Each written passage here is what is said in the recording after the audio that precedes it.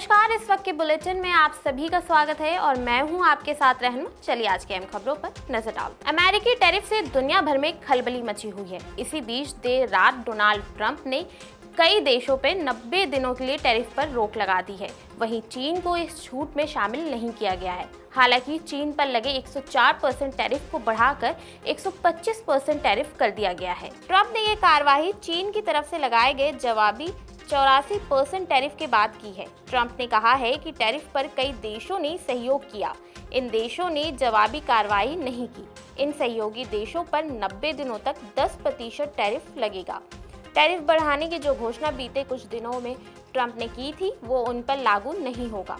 Trump की घोषणा के अनुसार इन देशों से बातचीत के बाद टैरिफ पर आगे का फैसला लिया जाएगा। लेकिन चीन की जवाबी कार्रवाई से भड़के अमेरिका ने ड्रैगन पर टैरिफ को और बढ़ा दिया है। ट्रंप के इन दो बड़े फैसलों के बाद अमेरिकी शेयर मार्केट में जबरदस्त तेजी देखी जा रही है।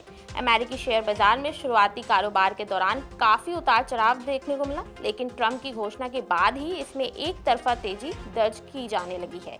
बुधवार को अमेरिकी बाजार में 6% से भी ज्यादा की बढ़त दर्ज की गई है। केंद्र सरकार ने फ्रांस से 26 मरीन राइफल जेट की खरीदारी को मंजूरी दे दी है। पीएम नरेंद्र मोदी की अध्यक्षता वाली सुरक्षा पर कैबिनेट कमेटी ने 9 अप्रैल को डील पर मोहर लगाई। भारत को 64,000 करोड़ रुपए से 26 मरीन फाइटर मिलने हैं। इसके बाद फ्रांस 22 सिंगल सीटर और 4 ट्विन सीटर जेट भारतीय नौसेना को सौंपेगा। इन्हें हिंद महासागर में चीन से मुकाबले के लिए आईएनएस विक्रांत पर तैनात किया जाएगा। दोनों देशों के बीच 26 राफेल मरीन जेट की खरीदी को लेकर कई महीनों से बातचीत चल रही थी। भारत नौसेना के लिए राफेल मरीन की डील उसी बेस प्राइस में करना चाहता था जो 2016 में वायुसेना के लिए 36 विमान खरीदते समय रखी गई थी। इस डील की जानकारी सबसे पहले पीएम मोदी की 2023 की फ्रांस यात्रा के दौरान सामने आई थी। इसके बाद रक्षा मंत्रालय ने लेटर ऑफ रिक्वेस्ट जारी किया था, जिसे फ्रांस ने दिसंबर 2023 में स्वीकार किया। इससे पहले सितंबर 2016 में 59,000 करोड़ रुपए की डील में भारत वायुसेना के लिए फ्रांस से 36 राफेल लड़ाकू विमान खरीद चुका है। गुजरात के सूरत से एक सनसनीखेज मामला सामने आया है। यहाँ एक डायमंड कंपनी के वाटर कूलर में जहरीला पदार्थ मिला दिया गया, जिससे कंपनी के कर्मचारी बीमार हो गए। कापोद्रा पुलिस स्टेशन एरिया के हीराबाग के नजदीक में मिलेनियम कॉम्प्लेक्स है, जहाँ पे अनब जेम्स करके एक डायमंड कंपनी है। वहाँ पे आज सुबह 9:30-10 के बीच किसी ने पीने के पानी के अंदर सेल्पोस का जो दवाई होता है वो डाल दिया था, और शुरुआत में एक एम्प्लॉय ने जो पानी पिया, वो पानी पीने वहाँ पे गया तो उसको एक बैड स्मेल वहाँ से आई, तो उसने वहाँ के मैनेजर को इन्फॉर्म किया, और फिर उसके बाद कंपनी के मैनेजर और वो लोग यहाँ कापोद्रा थाने में दोपहर को ये इन्फॉर्म करने आए। उसके बाद कापोद्रा पुलिस स्टेशन ने इन्वेस्टिगेशन शुरू किया और सीसीटीवी और अपने सर्वेलेंस और इंफॉर्मेशन टेक्नोलॉजी इंफॉर्मेशन के मुताबिक सब तपास तजवीज शुरू की। ये जो घटना बनी है उसके अंदर कुल 118 लोग को हॉस्पिटलाइज किया है। उनमें से किसी की हालत कुछ गंभीर नहीं है, कोई सीरियस मैटर नहीं है। वो मतलब डायमंड कंपनी में थे, सब लोग काम कर रहे थे तो मिलेनियम डायमंड में, तो वहाँ पे किसी ने पॉइजन मिला दिया था, सल्फास। तो जब सब लोग सुबह में कारीगर लोग जितने लोग थे उधर गए, काम पे बैठे, सब लोगों ने उसी पानी को पिया। और जब पानी में सबको मालूम पड़ा कि इसमें जो है स्मेल आ रही है, स्मेल आने के बाद तो सेठ लोग ने उसकी जांच पड़ताल किए तो उसमें सल्फास निकला। सल्फास निकलने के बाद फिर सबको पानी ले जाया गया जांच करने के लिए। जांच करने के बाद फिर इधर हम लोग को लेके आने के बाद सब लोग फिर आए इधर, तो इधर उचित टाइम पे, बढ़िया टाइम पे दवा इलाज किए सब लोग को, और खाना भी मिला, इधर सब कुछ मिला। और इसके बाद 2-3 लोग एडमिट भी हो गए, आईसीयू में भी उसको ले जाया गया।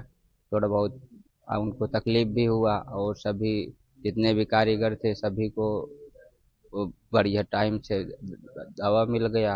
वक्फ एक्ट के खिलाफ आज से हल्ला बोल। मुस्लिम पर्सनल लॉ बोर्ड करेगा धरना प्रदर्शन। वक्फ कानून को लेकर देश भर में बहस छिड़ी हुई है। विपक्षी नेता और कई मुस्लिम बोर्ड बिल पर सवाल उठा रहे हैं और जगह जगह विरोध प्रदर्शन कर रहे हैं। इसी क्रम में आज all India Muslim personal law board वक्फ बचाओ मुहिम चलाएगा, जो आज 10 अप्रैल से 7 जुलाई तक चलेगा।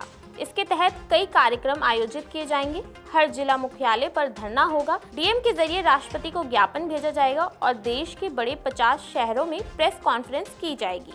इसके साथ साथ कोलकाता में भी जमीयत उलेमाए हिंद की तरफ से प्रदर्शन होगा। तो बिल के समर्थन में आज बीजेपी भी उतर रही है। आज से मुंबई में बीजेपी मुस्लिम इलाकों में संवाद यात्रा शुरू कर रही है, जिसके तहत वक्फ कानून को मुसलमानों को समझाया जाएगा और धन्यवाद मोदी का एक फॉर्म भरवाया जाएगा। दिल्ली समेत देश के कई राज्यों में अभी से भयंकर गर्मी पड़ने लगी है। हालांकि दिल्ली में अब मौसम करवट लेने वाला है। भारतीय मौसम विभाग के अनुसार दिल्ली और आसपास के क्षेत्रों में 10 अप्रैल को आंशिक रूप से बादल छाए रहने की संभावना है, जिसमें बहुत हल्की बारिश या बूंदाबांदी हो सकती है।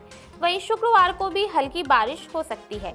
इससे लोगों को गर्मी से थोड़ी राहत मिल सकती है। साथ ही मौसम विभाग के मुताबिक यूपी में 13 अप्रैल तक तेज बारिश हो सकती है। वहीं ओडिशा, पश्चिम बंगाल, बिहार और झारखंड में आज से 12 अप्रैल तक बारिश होगी। आईएमडी के मुताबिक बिहार गरज तड़क के साथ आकाशीय बिजली गिरी है। वहीं यूपी में भी बारिश शुरू हो गई है। अगले 24 घंटे के दौरान तमिलनाडु, पुडुचेरी, कराईकल, तटी, आंध्र प्रदेश और यनम, केरल, माहे, तेलंगाना, कर्नाटक, उत्तराखंड, हिमाचल प्रदेश और मध्य भारत में गरज के साथ हल्की से मध्यम स्तर की बारिश हो सकती है। इस दौरान 40 से 50 किलोमीटर प्रति घंटे की रफ्तार से हवाएं भी चल सकती हैं। वहीं देश के अन्य राज्यों की अगर बात करें तो मौसम विभाग के मुताबिक कल राजस्थान में लू की स्थिति और गंभीर हो सकती है। जयपुर, जोधपुर और बीकानेर जैसे शहरों में अधिकतम तापमान 40 से 42 डिग्री सेल्सियस तक जा सकता है। तो ये थी आज की अहम खबरें जिन पर हमारी दिन भर नजर बनी रहेगी। ऐसे ही देश और दुनिया की तमाम खबरों के लिए देखते रहिए नवोदय टाइम्स पंजाब केसरी।